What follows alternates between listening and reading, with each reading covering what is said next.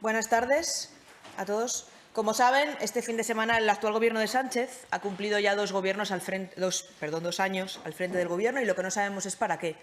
Desde luego, para mejorar la vida de los españoles, no. Probablemente para mejorar la suya, pero la de los españoles es evidente que no. Esta semana nos encontramos con otro pleno de solo 2 días, porque el Gobierno no es capaz de traer aquí leyes ni propuestas para legislar.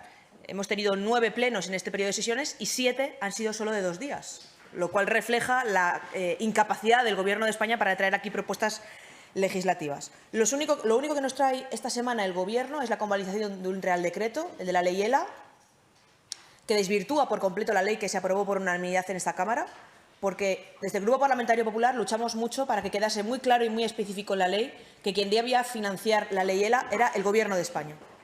Hay un artículo que lo deja clarísimo en la ley y el Real Decreto que nos trae el Gobierno para convalidar lo que dice es que lo tienen que financiar las comunidades autónomas. Eso es lo único que es capaz de traer aquí el Gobierno. Por tanto, ¿para qué están gobernando? Aparte de para defender a Pedro Sánchez de todos los casos judiciales que tienen, ¿para qué está gobernando el Partido Socialista? Bueno, lo confesó Bolaños esta semana pasada. Esta semana pasada el ministro de Justicia lo que decía es que ya quedan muy pocos días para que Pedro Sánchez sea el segundo presidente que más ha gobernado en España. Luego, para el Gobierno, los éxitos se miden en cantidad y no en calidad. No gobiernan para los españoles, no consiguen traer modificaciones de leyes, no son capaces de aprobar unos presupuestos generales del Estado en 3 años, pero Sánchez va a estar mucho tiempo en Moncloa. Ese es el gran éxito que puede tener el Partido Socialista. Para lograr esa resistencia en el Gobierno, hemos visto que son capaces de hacer cualquier cosa. Lo hemos visto en los últimos 2 años y lo estamos viendo ahora con todas las informaciones que estamos conociendo del comando de Leire Díez.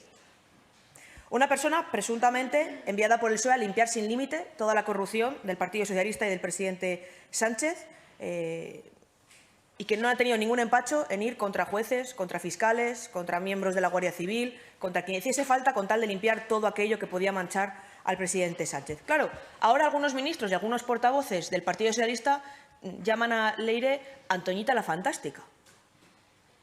Claro, pero es que a Antoñita la Fantástica la colocaron como alto cargo de Correos, que es donde el PSOE coloca a la gente para que se calle, y la colocaron también en la empresa del uranio, en ENUSA. Bueno.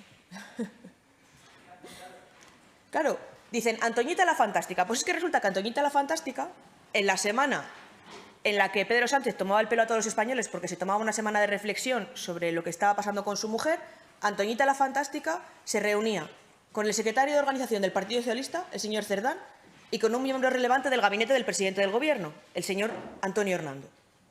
A ustedes le recordarán porque fue portavoz del Partido Socialista en esta Cámara. Es decir, no era un afiliado cualquiera. Aparte de estar en el núcleo central de Pedro Sánchez en su gabinete, también era un destacado socialista. Entonces, Leire, a la que ahora el Partido Socialista dice no conocer y que tiene ideas de Antoñita la Fantástica, se reunía con el número 2 de Ferraz y con el gabinete del presidente del Gobierno para maniobrar, efectivamente. Yo quiero recordar algo que no se está teniendo muy en cuenta y que nos parece muy relevante. Todos los temas que estaban en las carpetas de Leire acabaron en de argumentario de los socialistas en la Comisión de Investigación sobre la Operación Cataluña. Todo aquello que decían los socialistas en esa comisión había salido previamente de las carpetas de Leire. De esas carpetas salió el famoso bulo aquel que varios ministros del Gobierno dijeron sobre el atentado contra el presidente del Gobierno. Luego el PSOE se nutría de ese comando que conseguía información. Para no conocerla, les escribía los argumentarios la señora Leire. Sabemos que la señora Leire tenía toda esta información y que de esa información se nutría el Partido Socialista. Lo que no sabemos es quién le daba las órdenes. No sabemos si esas órdenes se las daba la directora de la Guardia Civil, no sabemos si esas órdenes se las daba Cerdán o si era Sánchez. Ella misma en algunos audios dice que es Sánchez el que le daba esas indicaciones. Eso es lo que nos queda por saber. Es ridículo que nos intenten hacer creer que es una persona que no tenía nada de relación con el Partido Socialista o con el Gobierno o que esta señora no sabe de dónde sale, porque en ese caso, ¿por qué no se querellan contra ella? Si todo lo que dice es mentira, si no hay ninguna relación, si no hay ninguna maniobra para conseguir información de personas que están siendo investigadas por jueces fiscales y por la Guardia Civil, ¿por qué no se querellan contra ella? Es muy grave lo que está diciendo el Partido Socialista, que se reunía con Cerdán, que se reunía con Antonio Hernando. es muy grave. Bueno, probablemente el Gobierno y el Partido Socialista fundamentalmente no se querellen contra ella porque no les interese que este asunto se judicialice. Porque en caso de que se judicialice, a lo mejor sí que empezamos a saber quién le daba las órdenes y cómo. Y yo ya me pongo a su disposición para las preguntas que quieran.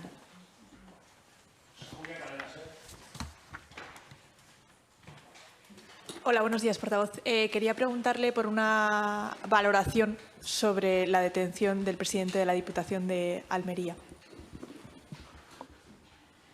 Sí, bueno, no tengo mucha información, más allá de la que han estado ustedes sacando durante toda la mañana en varios teletipos. Al parecer, la última información es que no está detenido, que está retenido allí mientras está sacando información, pero en cualquier caso vamos a esperar a ver exactamente en qué consiste todo y cuáles son las investigaciones. Lo que sí le puedo asegurar es que yo no voy a salir aquí a decir que la UCA son fachas con toga, como haría Patxi López. Lo que sí le puedo decir es que yo no voy a salir aquí a decir que hay un lawfare contra altos cargos del Partido Popular. Y lo que sí le puedo confirmar es que no hay ningún comando del Partido Popular dedicado a investigar a todos aquellos guardias civiles o fiscales o jueces que investigan a cargos del Partido Popular, como pasa en el Partido Socialista. Eso sí se lo puedo garantizar. Hola, portavoz, buenos días. Quería preguntarle por la situación en la Comunidad Valenciana. Lo primero, saber si hay o no un acuerdo ya con Vox para el futuro candidato. Sabemos que mañana es el plazo y que en principio se presentará y así será, pero saber si hay un acuerdo más allá del candidato, si hay un acuerdo de programático para los próximos años en la Comunidad Valenciana.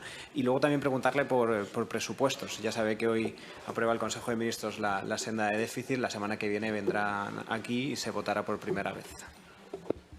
Sí. Bueno, pues parece ser que ya se ha anunciado que hay un acuerdo.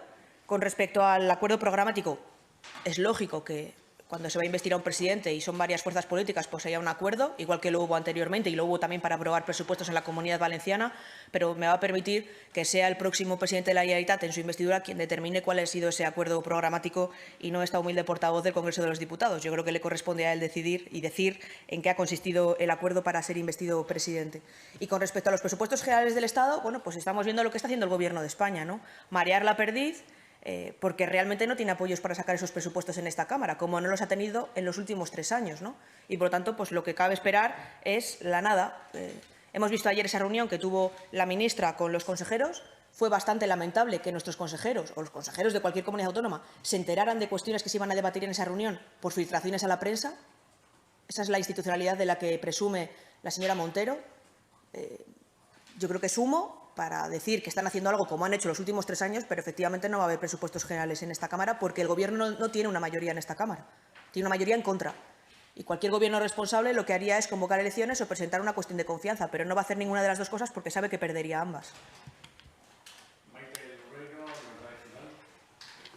Buenas tardes. Me gustaría concretar, no sé si, porque Vox hace unas horas acaba de decir que el hecho de que mañana se registre el candidato no quiere decir que haya un acuerdo entre los dos partidos, ya que simplemente se cumple el plazo para que se dé a conocer quién va a ser la persona que se presente a la investidura. No sé si es que ha variado algo en este tiempo y hay un acuerdo más allá entre el Partido Popular y Vox.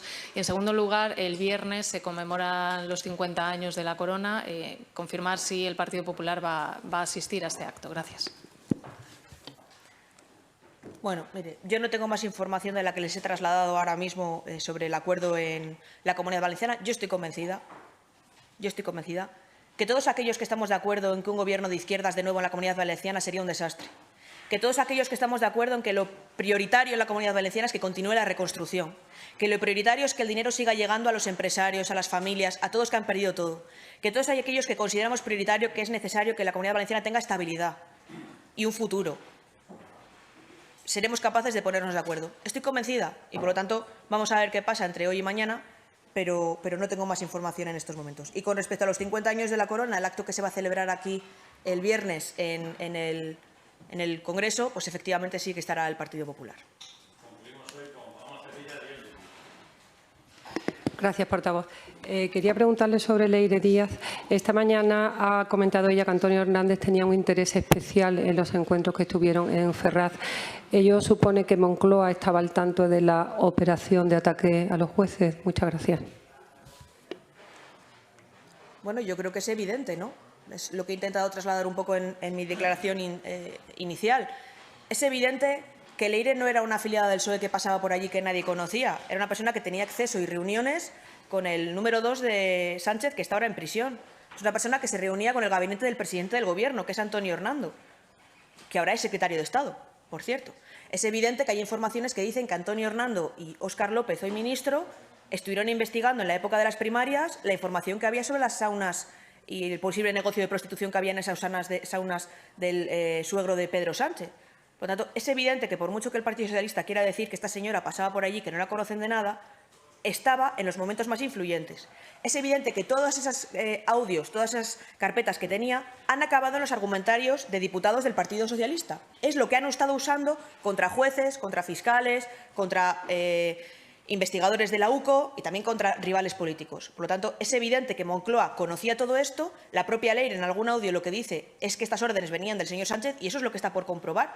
Y como el PSOE no quiere que esto se judicialice, porque entonces habría una investigación formal sobre todas estas cuestiones, pues no se querella contra la señora Leire Díez, porque si no, no se entiende. Vamos, yo desde luego, si a mí mañana sale una persona del Partido Popular, un afiliado, diciendo que en mi nombre ha estado investigando y ha hecho dossiers sobre jueces, sobre fiscales, para intentar tapar una supuesta corrupción mía, le puedo asegurar que tardo 2 minutos en presentar una querella. Es evidente. Por lo tanto,